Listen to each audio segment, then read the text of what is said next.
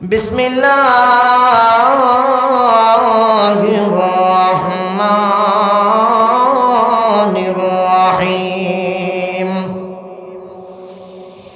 ইয়া আইয়ুহাল্লাযীনা আমানু লা তাত্তাখিযু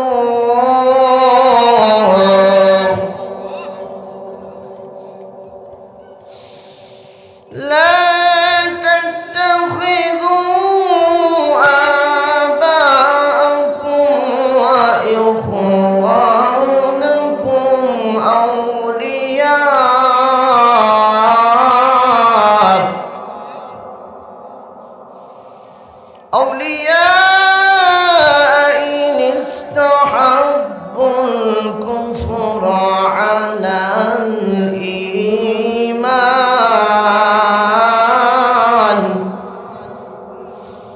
ومن يتولهم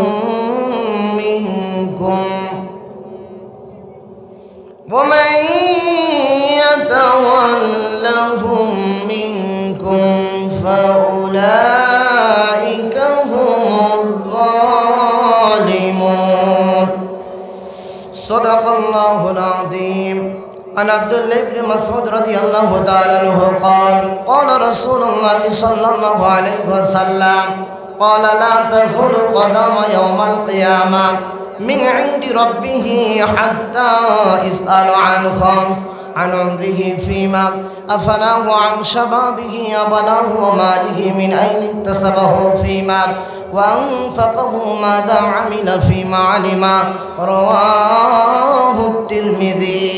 وقال تعالى في شان رسول الله صلى الله عليه وسلم إن الله وملائكته يصلون على النبي يا أيها الذين آمنوا صلوا عليه وسلموا تسليما. সবাই পড়েন আল্লাহুম্মা সাল্লি আলা মুহাম্মাদিন ওয়া আলা আলি মুহাম্মাদ كما صليت على إبراهيم وعلى آل إبراهيم إنك حميد مجيد. اللهم بارك على محمد وعلى آل محمد كما باركت على إبراهيم وعلى آل إبراهيم إنك حميد مجيد. كلمة পড়ে লা ইলাহা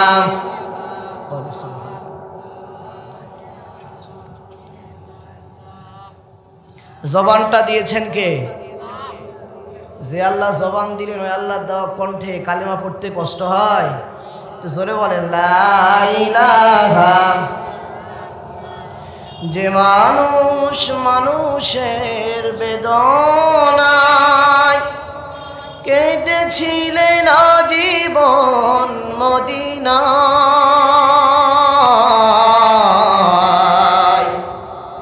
যে মানুষ মানুষের বেদনায় কেঁদেছিলেন আজীবন মদিনায়, সেই মানুষ সেই মাটি যদি হয় এত সুন্দর, না জানি তাহলে তুমি কত সুন্দর, কত সুন্দর। কালেমা পড়ে লা ইলাহা লা ইলাহা ইল্লাল্লাহু মুহাম্মাদুর রাসূলুল্লাহ সাল্লাল্লাহু আলাইহি ওয়াসাল্লাম।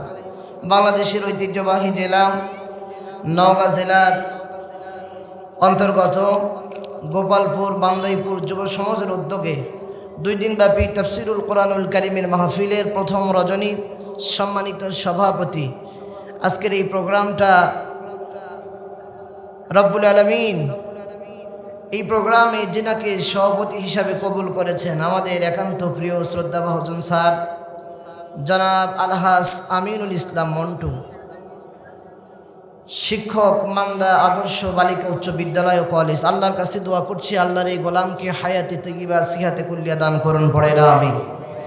আজকের মাহফিলের সভাপতি জনাব মাওলানা মোহাম্মদ মাসিরউদ্দিন, জনাব মোহাম্মদ আবু তালেব, জনাব মোহাম্মদ মাহবুবুর রহমান, জনাব মোহাম্মদ তাইজুল ইসলাম, জনাব মোহাম্মদ তাজুল ইসলাম দুলাল, যাদেরই নাম আছে আল্লাহ কবুল করুন, পড়ে না আমিন।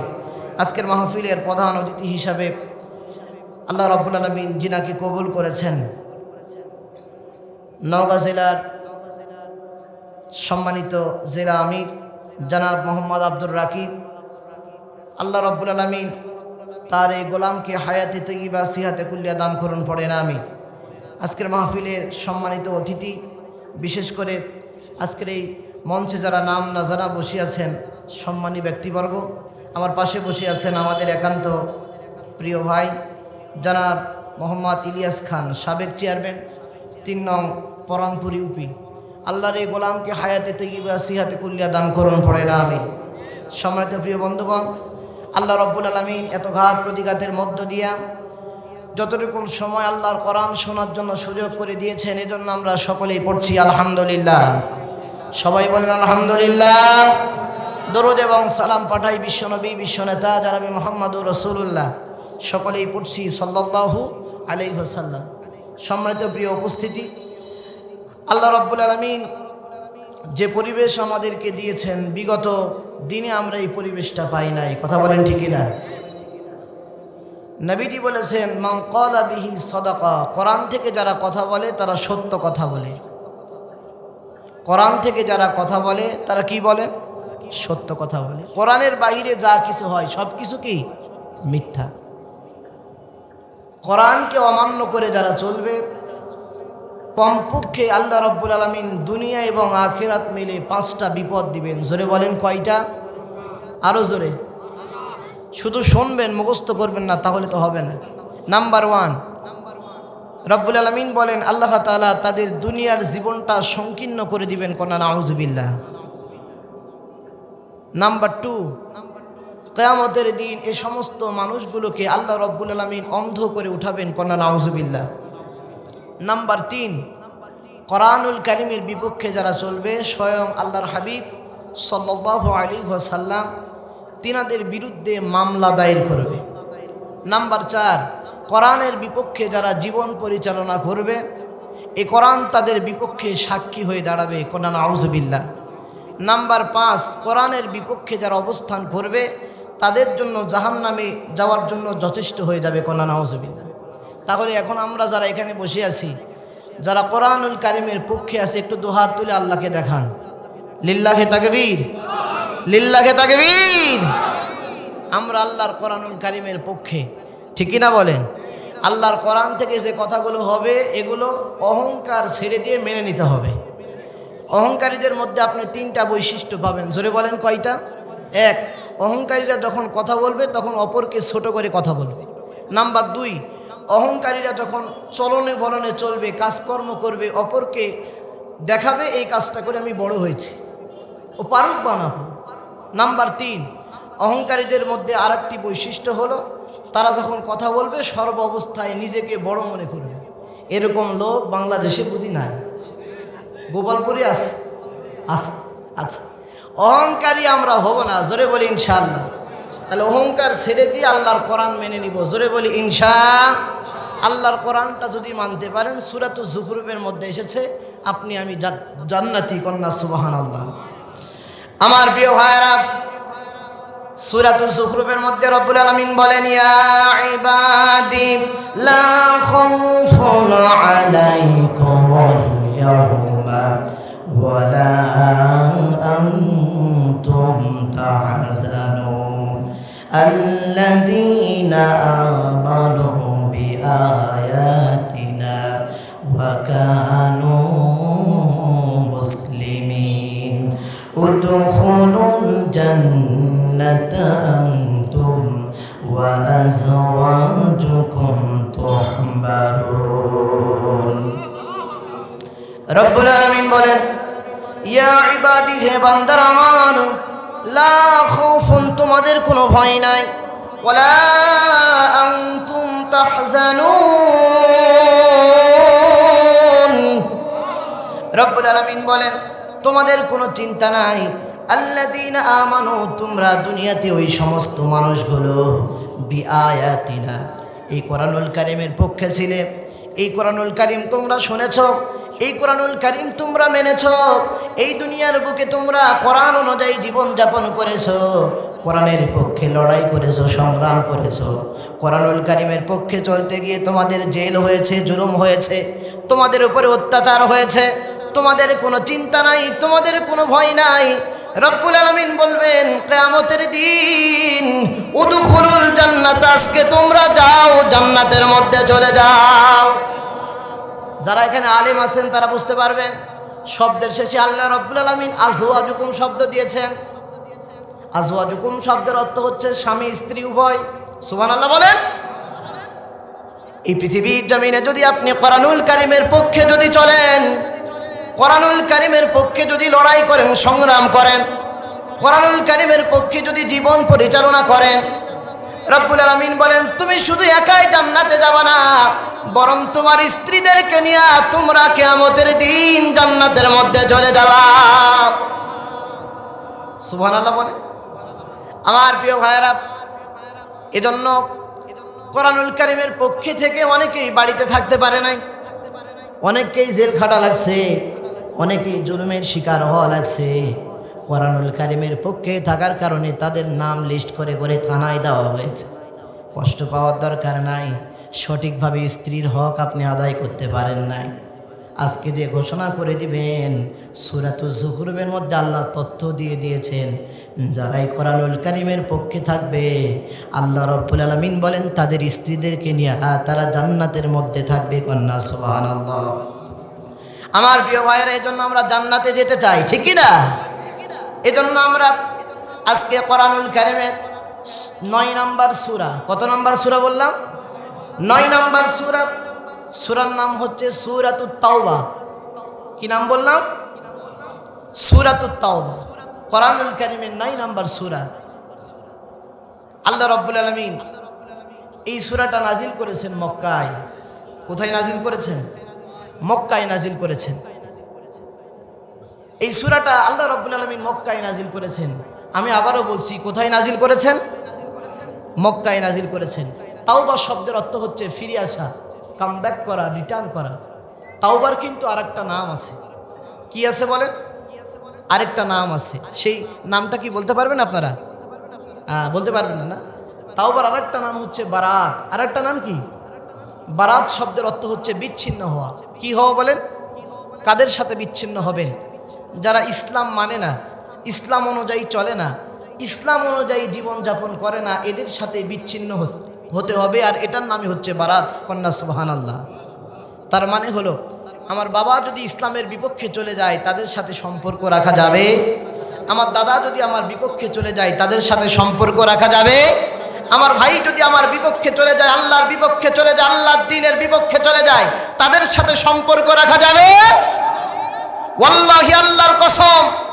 এই সিদ্ধান্ত যদি আপনি আজকে নিতে পারেন ইসলামের পক্ষে যদি আমার বাবা থাকে আমার বাবা আমার বন্ধু ইসলামের পক্ষে যদি আমার ভাই থাকে আমার ভাই আমার বন্ধু ইসলামের পক্ষে যদি আমার সমাজটা থাকে তাহলে আমার সমাজ বন্ধু কিন্তু ইসলামের বিপক্ষে যদি চলে যায় তাহলে 1 ইঞ্চি পরিমাণ তাদেরকে জায়গা দেওয়া হবে না কথা বলেন ঠিক কিনা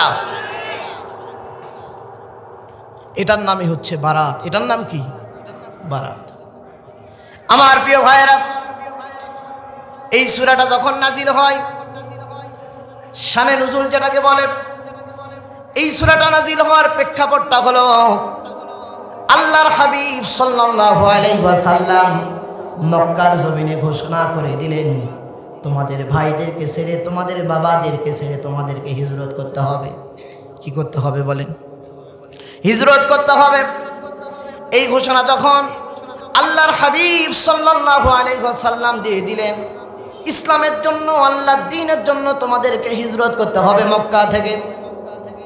যেমন এখনো আমাদেরকে হিজরত করার দরকার আছে না নাই?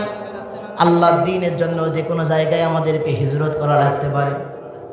আমার প্রিয় ভাইরা, আল্লাহর হাবিব সাল্লাল্লাহু আলাইহি ওয়াসাল্লাম যখন এইভাবে ঘোষণা করে দিলেন, ঘোষণা করে দেওয়ার সঙ্গে সঙ্গে এইবার এই জামানার যারা ইসলাম গ্রহণ করেছে তারা বলে উঠল, ইয়া রাসূলুল্লাহ, ইয়া হাবিবাল্লাহ, আমার সম্পদ আছে মক্কায়, আমার ভাই আছে মক্কায়, আমার ভাই আছে মক্কায়, আমার বাবা আছে মক্কায়, এত কিছু মক্কায় আছে, এগুলো রেখে কি হিজরত করা যায় নাকি? ওই মুহূর্তে আল্লাহ রাব্বুল আলামিন এই সূরাতুত তাওবার 23 নম্বর আয়াত নাযিল করে জানায়া দিলেন। রব্বুল আলামিন বললেন, ইয়া আইয়ুহাল্লাযীনা আমানু লা তাত্তাখিযু, জোরে বলেন আল্লাহু আকবার। রব্বুল আলামিন বললেন, হে আমার ঈমানদার লোকেরা, লা তাত্তাখিযু, তোমরা গ্রহণ করো না, তোমরা গ্রহণ করো না আবাকুম, ওই সমস্ত পিতাদেরকে, ওয়া ইখওয়ানাকুম, ওই সমস্ত ভাইদেরকে, আউলিয়া, ওয়ালিকুন শব্দটা হচ্ছে এক বচন, ওয়ালিকুনের বহু বচন হচ্ছে আউলিয়া, তাদেরকে বন্ধুরূপে গ্রহণ করো না, ওই সমস্ত পিতাদেরকে বন্ধুরূপে গ্রহণ করো না, ওই সমস্ত ভাইদেরকে বন্ধুরূপে গ্রহণ করো না যারা ইসলাম চায় না, আল্লাহর দ্বীন চায় না, এদেরকে মুসলমান কখনো বন্ধুরূপে গ্রহণ করতে পারে না। কারণ হলো তাদের স্বভাবটা হলো ইনিস্তাহাব্বুল কুফরা আলাল ঈমান,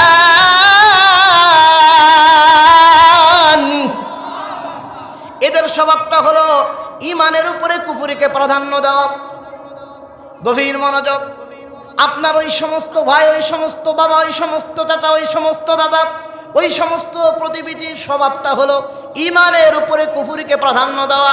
আল্লাহ রাব্বুল আলামিন এই সমস্ত মানুষগুলোকে লা তাত্তাখিযু, রাব্বুল আলামিন বললেন এদেরকে বন্ধু রূপে গ্রহণ করা যাবে না। কারণ হলো এরা হচ্ছে সবচাইতে বড় ইসলামের দুশমন। কথা বলেন ঠিক কিনা? আমার প্রিয় ভাইয়েরা, এবার আপনার বিবেকের দরজাটা খোলেন। আল্লাহ বুঝে না মনের ব্যাপারটা। কারণ হলো একটা ভাই ইসলামের পক্ষে আছে আর একটা ভাই ইসলামের বিপক্ষে আছে। এরকম সমাজ আছে না নাই? কয়েকটা বাড়ি ইসলামের বিপক্ষে, কয়েকটা বাড়ি ইসলামের পক্ষে, এরকম দ্বন্দ্ব আছে না নাই? এখন যে যে পর্যায়ে আছে আপনাকে চেষ্টা করবে ওই পর্যায়ে নিয়ে নেওয়ার জন্য। ওই মুহূর্তে আপনাকে সিদ্ধান্ত নিতে হবে। আল্লাহ যেহেতু ঘোষণা করে দিয়েছেন লা তাত্তাখিযু, তোমরা তাদেরকে গ্রহণ করবা না, এই মুহূর্তে আপনাকে সিদ্ধান্ত নিতে হবে তাদের সাথে আমাদের বন্ধুত্ব হতে পারে না। আমার প্রিয় ভাইয়েরা, গভীর মনোযোগ, যে যে পর্যায়ে আছে সে সে পর্যায়ে বলে আমি সবচাইতে বড় ইমানদার, ঠিক কিনা বলে? তিরমিজি শরীফের হাদিস বলছি, কান লাগান। এই যুগে যেমন মসজিদে যারা ইমামতি করে তারা মনে করে আমি শুধু মসজিদে ইমামতি করে জান্নাতে চলে যাব। এই যুগে যারা পীর আউলিয়ার কাজ করে তারা মনে করে আমি শুধু পীর আউলিয়ার কাজ করে জান্নাতে চলে যাব। এই যুগে যারা বিভিন্ন জায়গায় কাজ করে দিন নিয়া, ইসলাম নিয়া, তারা বলে এইটা করে আমি জান্নাতে চলে যাব। ঠিক একই রকমভাবে আল্লাহর হাবিব সাল্লাল্লাহু আলাইহি ওয়াসাল্লামের জামানায় এইটা ঘটেছিল।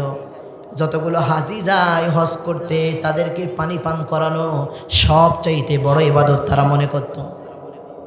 পানি পান করানো বড় ইবাদত তারা মনে করত। দুইজন সাহাবীর মধ্যে দ্বন্দ্ব শুরু হয়েছে। একজন সাহাবী বলতেছে যে সমস্ত হাজিগুলো আসে এদেরকে পানি পান করানো সবচাইতে বড় ইবাদত।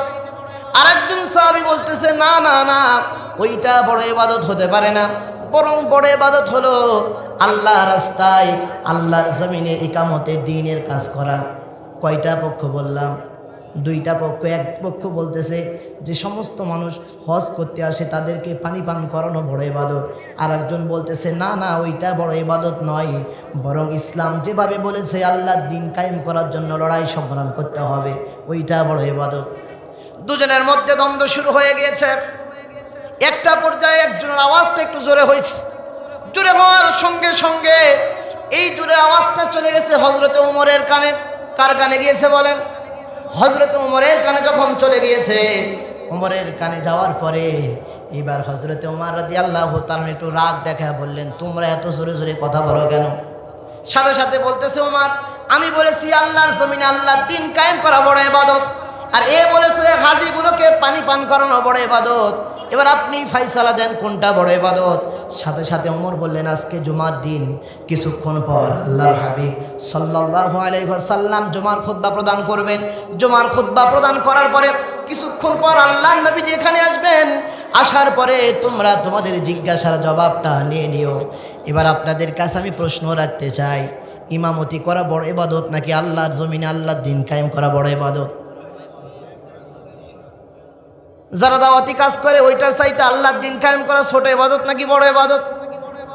সব চাইতে বড় ইবাদত আপনারা বলেছেন। এবার আল্লাহর হাবিব সাল্লাল্লাহু আলাইহি ওয়াসাল্লাম তিনি জুমার নামাজ শেষ করলেন। জুমার নামাজ শেষ করার পরে দুজন সাহাবীকে কাছে ডাকলেন। কাছে ডাকার পরে বলতেছে, ও সাহাবীরা রে, তোমরা এত জোরে চিল্লা পাল্লা করো কেন? দুজন সাহাবী তাদের মতামত প্রকাশ করে দিলেন। এবার আল্লাহর হাবিব সাল্লাল্লাহু আলাইহি ওয়াসাল্লাম বললেন, যে সমস্ত মানুষ হাজীগুলোকে পানি পান করায় এটা ছোট ইবাদত নয়। যে সমস্ত মানুষ ইমামতি করে, যে সমস্ত মানুষ দ্বীন নিয়ে কাজ করে, এটা ছোট ইবাদত নয়। কিন্তু এগুলোর চাইতে বড় ইবাদত হলো আল্লাহর জমিনে আল্লাহর দ্বীন কায়েম করা। কন্না আল্লাহু আকবার।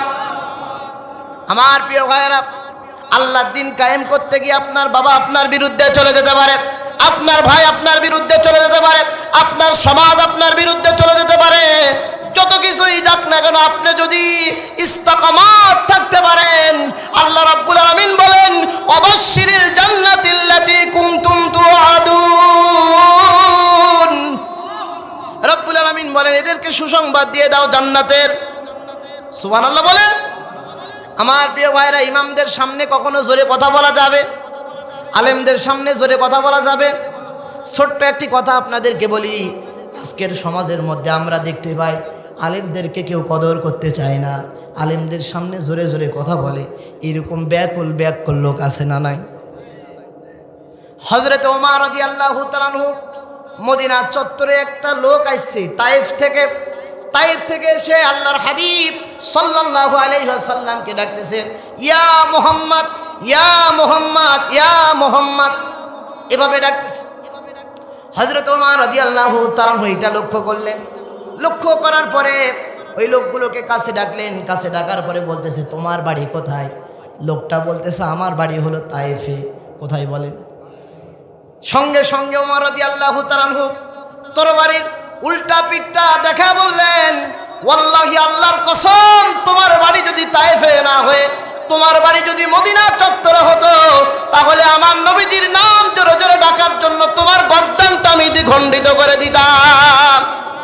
ওয়াল্লাহি আল্লাহর কসম, এ যুগে যদিও ইসলাম কায়েম থাকতো, যারা আলেমদেরকে রাজাকার বলে, আলেমদেরকে যারা আলবদর বলে, আলেমদেরকে যারা ধর্ষণকারী বলে, এ যুগে যদি ওমরের মতো লোক থাকতো, তাহলে তাদের গর্দানটাও দ্বিখণ্ডিত করে দেওয়া হতো। আমার প্রিয় ভাইয়েরা, খবরদার খবরদার, এজন্য আমাদের যেইটা কাজ হলো, ইসলামের বিপক্ষে যদি আমার বাবা চলে যায়, ইসলামের বিপক্ষে যদি আমার ভাই চলে যায়, ইসলামের বিপক্ষে যদি আমার আত্মীয় চলে যায়, আল্লাহর অর্ডার হলো লা তাত্তাখিযু,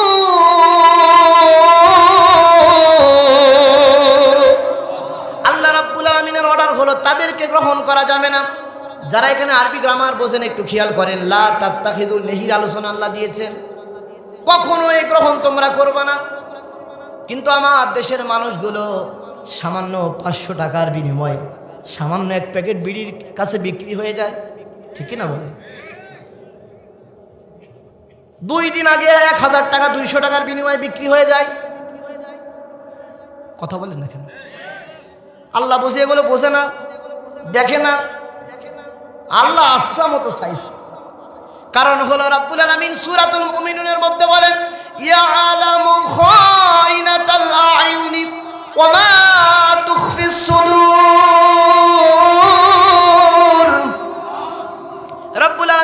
বান্দা তোমার চোখটা খোলা রেখে তুমি যা কিছু ভাবো চোখটা বন্ধ করার আগে আমি আল্লাহ রব্বুল আলামিন জেনে যাই কন্যা সুবহানাল্লাহ। এখন আপনার মনের মধ্যে কি হচ্ছে? আপনি কাকে বন্ধু বানাচ্ছেন, কাকে আপনি গ্রহণ করছেন, কাকে আপনি গ্রহণ করেছেন, এই খবরটা আছে কার কাছে? জোরে বলেন, কার কাছে খবর আছে? আল্লাহর কাছে খবর আছে। আল্লাহ কিন্তু আচ্ছা মতো ধরবে। আল্লাহ রব্বুল আলামিন এই সমস্ত মানুষদেরকে কি বলে ঘোষণা করে দিয়েছেন?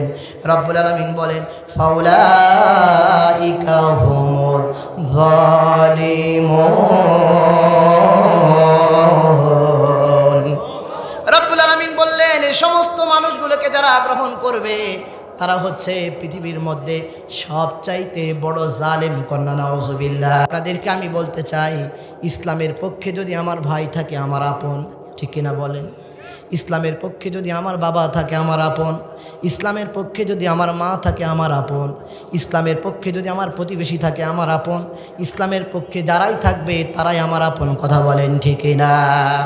কারণ হলো ইসলামের পক্ষে যারা থাকবে তারা সর্ব অবস্থায় জীবন দিবে কার পথে? কার রাস্তায় জীবন দিবে?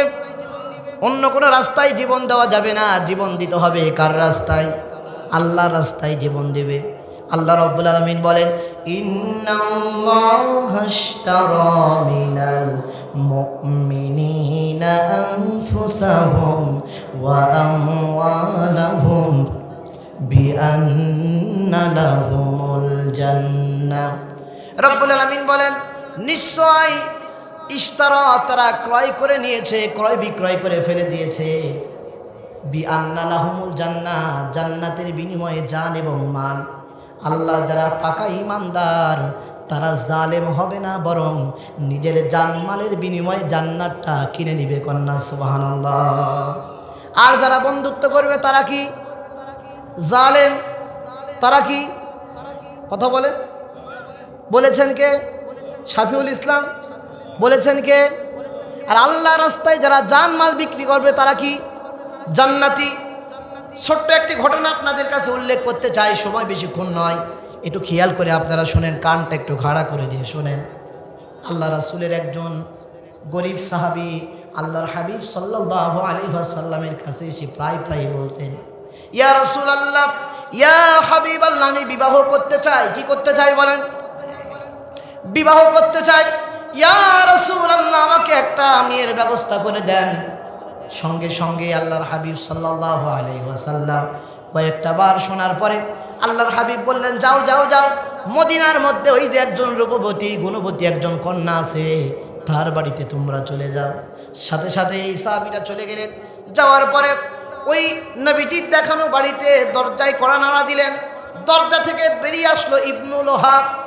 ইবনুল ওহাব বেরিয়ে আসার পরে এবার ইবনুল ওহাবকে ডেকে বললেন, ও ইবনুল ওহাব রে, তোমার বাড়িতে আমি এসেছি, তোমার মেয়েকে আমি বিবাহ করতে চাই। কি করতে চাই বলেন? বিবাহ করতে চাই।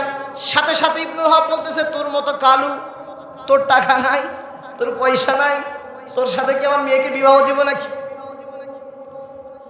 সঙ্গে সঙ্গে যুবকের মুখের হাসিটা বন্ধ হয়ে গেছে। বন্ধ হয়ে যাওয়ার পরে ওই যুবকটা ওখান থেকে চলে আসবে, এমন সময় মনে পড়ে গেল এই জায়গায় পাঠিয়েছেন আমাকে বিশ্ব নবী জনাবে মুহাম্মদুর রাসূলুল্লাহ, বলেন সাল্লাল্লাহু আলাইহি ওয়াসাল্লাম। সাথে সাথে যুবকটা বলে উঠল, ও ইবনুল ওহাব, তোমার বাড়িতে আমি এমনি এমনি আসি নাই, বরং আমাকে পাঠিয়েছেন জামানার শ্রেষ্ঠ মহামানব রহমাতুল্লিল আলামিন বিশ্বনবী জনাবে মুহাম্মদুর রাসূলুল্লাহ সাল্লাল্লাহু আলাইহি ওয়াসাল্লাম।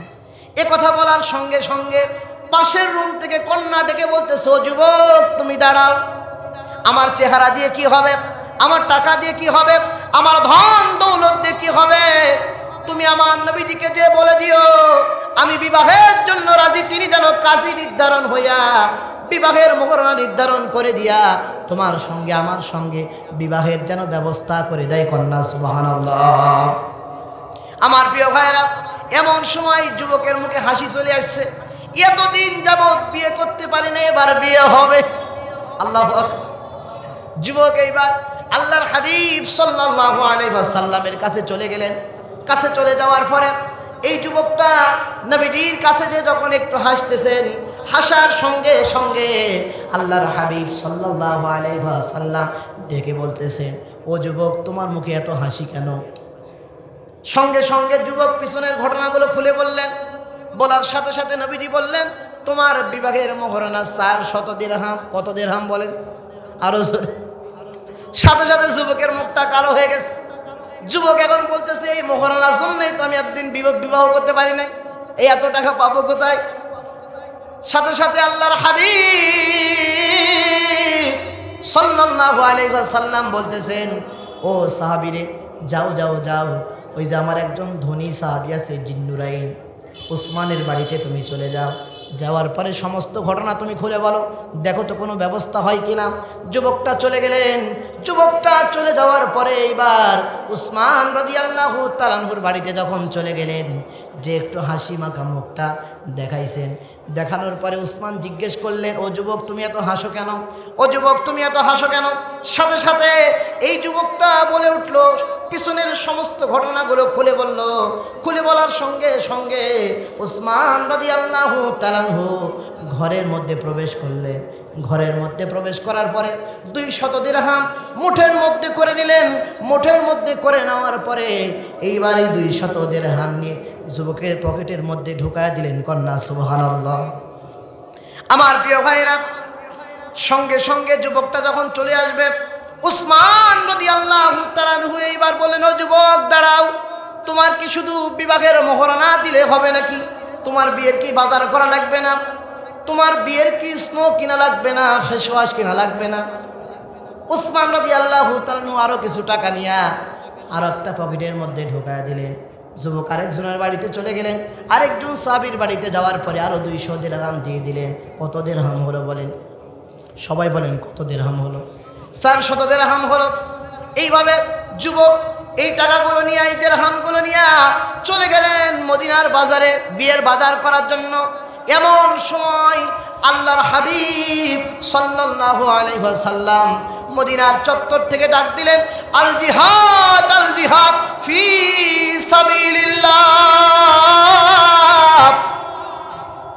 এভাবে যখন ডাক দিলেন, ডাক দেওয়ার সঙ্গে সঙ্গে এইবার এই যুবক বিয়ের বাজার ওইখানেই ফেলে দিলেন। ফেলে দেওয়ার পরে এই যুবকটা এবার যেই 400 দিরহাম ছিল, এই 400 দিরহাম দিয়ে একটা ঘোড়া কিনলেন। অবশিষ্ট টাকা দিয়ে ঢাল কিনলেন, তরবারি কিনলেন। কন্যা সুবহানাল্লাহ। ঢাল কিনলেন, তরবারি কিনলেন। তরবারি কেনার পরে এইবার এই যুবকটা চলে গেলেন যুদ্ধের ময়দানে। মুখে একটা মাস্ক পরিধান করলেন, কেউ যেন চিনতে না পারে, কেউ যেন চিনতে না পারে। মুখে মাস্ক পরিধান করে চলে গেলেন। মুখে মাস্ক পরিধান করে চলে যাওয়ার পরে আল্লাহর হাবিব সাল্লাল্লাহু আলাইহি ওয়াসাল্লাম যুদ্ধের ময়দানে যখন রিক্রুট করবেন, নিযুক্ত করবেন সাহাবীদেরকে, এমন সময় যুবকের মুখ থেকে মাস্কটা খুলে গেল। মাস্কটা খুলে যাওয়ার সঙ্গে সঙ্গে আল্লাহর হাবিব দেখতে পেলেন ওই সেই যুবক যার বিবাহ হওয়ার কথা। সঙ্গে সঙ্গে আল্লাহর হাবিব সাল্লাল্লাহু আলাইহি ওয়াসাল্লাম ডেকে বলতেছেন, ও যুবক, তোমার না বিবাহ করার কথা ছিল, তুমি কেন আজকে যুদ্ধের ময়দানে এসেছো? সাথে সাথে যুবকটা বললেন, ইয়া রাসূলুল্লাহ, ইয়া হাবিবাল্লাহ, আমি যদি বিবাহ করতাম, বিবাহ করার পরে আমার ঈমানটা থাকতো কিনা জানি না, আর এই যুদ্ধের ময়দানে এসে যদি আমি শহীদ হয়ে যাই, শহীদ হতে দেরি হবে, আল্লাহর জান্নাত পাইতে দেরি হবে না। কন্যা সুবহানাল্লাহ। সাথে সাথে এই যুবকটা যখন এই কথা বললেন, আল্লাহর হাবিব সাল্লাল্লাহু আলাইহি ওয়াসাল্লাম এই যুবকটাকে গুরুত্বপূর্ণ জায়গায় রিক্রুট করলেন, নিযুক্ত করলেন। নিযুক্ত করার পরে কাফেররা যুদ্ধের দাওমা বাজিয়ে দিল। যুদ্ধ শুরু হয়ে গেল। একটা পর্যায়ে মুসলমানরা বিজয় লাভ করলেন।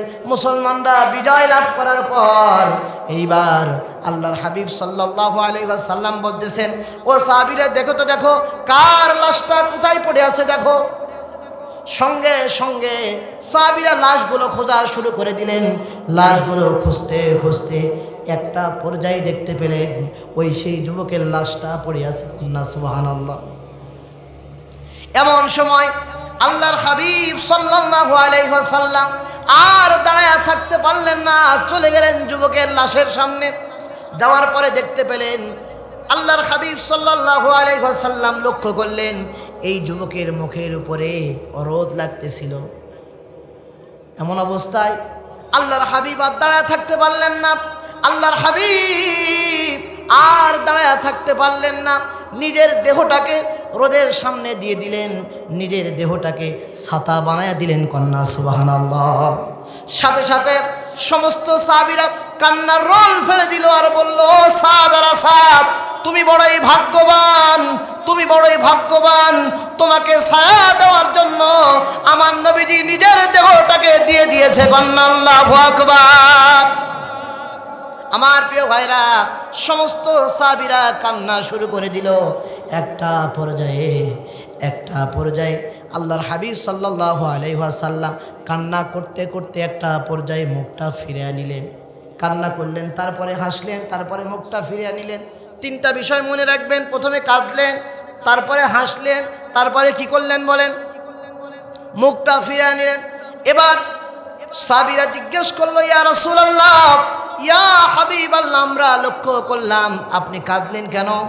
সঙ্গে সঙ্গে নবীজি আমার বললেন, এই সাহাবীটা প্রায় আমার কাছে যেত, আমার কাছে যাওয়ার পরে বিবাহের কথা বলতো। এই কথাগুলো আমার মনে পড়তেছিল, এজন্য আমি কেঁদেছিলাম। আবার সাহাবীরা জিজ্ঞেস করলেন, আপনি হাসলেন কেন? সঙ্গে সঙ্গে নবীজি আমার বললেন, আমার হাসার রহস্যটা হলো, আমি লক্ষ্য করলাম আসমান থেকে হুরগুলো এই সাহাবীকে বরণ করার জন্য নামতেছিল। কন্যা সুবহানাল্লাহ। নবীজিকে জিজ্ঞেস করা হলো, আপনি মুখটা ফিরিয়ে নিলেন কেন? সঙ্গে সঙ্গে নবীজি বললেন, এই যুবকের বিবাহ হতো একটা সুন্দরী রূপবতী মহিলার সাথে, সুন্দরী রূপবতী কন্যার সাথে, তার সাথে ভালোবাসা হতো, আলিঙ্গন হতো, কিন্তু সে শহীদ হয়েছে, আল্লাহর রাস্তায় জীবনটা দিয়ে দিয়েছে। এইটা আল্লাহ রাব্বুল আলামিনের কাছে এতটাই পছন্দনীয় হয়েছে, পছন্দনীয় হওয়ার কারণে এই হুরগুলো দুনিয়ার বুকে এই সাহাবীকে আদর দেওয়া, ভালোবাসা দেওয়া শুরু করে দিয়েছে। কন্যা সুবহানাল্লাহ। তার মানে হলো, দুনিয়াতে যারা জালেম না হয়ে ইমানের পক্ষে যারা টিকে থাকে তারা কি? জোরে বলেন, তারা কি? জান্নাতি। আর যারা বন্ধুত্ব করে তারা কি? জালেম। আল্লাহ রাব্বুল আলামিন বলেন, লা তাত্তাখিযু, খবরদার তাদেরকে গ্রহণ করো না যারা ইমানের উপরে কুফরিকে প্রাধান্য দেয়। একটু চিৎকার দিয়ে বলেন তো, তাদেরকে আমরা বন্ধুরূপে গ্রহণ করব? বন্ধুরূপে গ্রহণ যদি করেন, আয়াতের শেষ শব্দ হলো রব্বুল আলামিন বলেন, ফাউলাইকা হুমুয যালিমুন।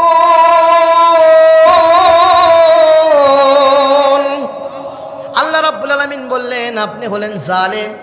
আর যদি বন্ধুরূপে গ্রহণ না করে ইমানের পথে যদি আপনি টিকে থাকেন, আল্লাহ রব্বুল আলামিন বলেন, আপনি হলেন জান্নাতি। কন্যা সুবহানাল্লাহ। রব্বুল আলামিন বলেন, ইন্নাল্লাযীনা ক্বালু রাব্বুনাল্লাহ সুম্মা ইসতাকামু তাতানাজ্জালু আলাইহিমুল মালাইকা। জোরে বলেন আল্লাহু আকবার। রব্বুল আলামিন বলেন, নিশ্চয় ক্বালু রাব্বুনাল্লাহ, যারা বলে রব আমার আল্লাহ, সুম্মা ইসতাকামু, ইস্তাকামাত চুপচাপ থাকে এবং এর প্রতি অটল থাকে, অবিচল থাকে।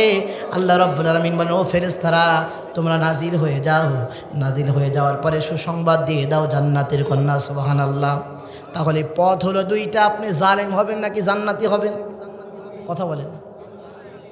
পথ হচ্ছে দুইটা, একটা হচ্ছে হিজবুল্লাহ আর একটা কি? হিজবুশ শয়তান। হিজবুল্লাহর পথে থাকবেন, আপনি জান্নাতি, বলেছেন কে? আল্লাহ। আর হিজবুশ শয়তানের পথে থাকবেন, তাহলে কি? জালেম। তাহলে আমাদেরকে আজকেই তাফসিরুল কোরআনুল কারীমের ময়দান থেকে সিদ্ধান্ত নিতে হবে, জালেম হতে চাই নাকি জান্নাতি হতে চাই। যদি জান্নাতি হতে চান, তাহলে সব কিছুকে মারিয়ে আল্লাহর দ্বীনের পক্ষে থাকতে হবে। পারবেন তো? দেখি তো কারা কারা পারবেন, একটু দু হাত তুলে আল্লাহকে দেখান। লিল্লাহি তাকবীর, লিল্লাহি তাকবীর। হাত নামান। জালেম এবার হতে চান কারা, একটু হাত তুলে। কেউ নাই? আচ্ছা, আলহামদুলিল্লাহ বলেন। তার মানে হলো আজকের মাহফিল সফল, বলি আলহামদুলিল্লাহ। সম্মানিত প্রিয় ভাইরা, আমাকে উঠায় দেওয়ার কথা ছিল 8:30টার সময়, কিন্তু এখন উঠায় দিছে প্রায় 9টার সময়। তো আর একটা প্রোগ্রামে যেতে হবে। আজকের মতো এখানে বিদায় নিচ্ছি। আসসালামু আলাইকুম ওয়া রাহমাতুল্লাহ।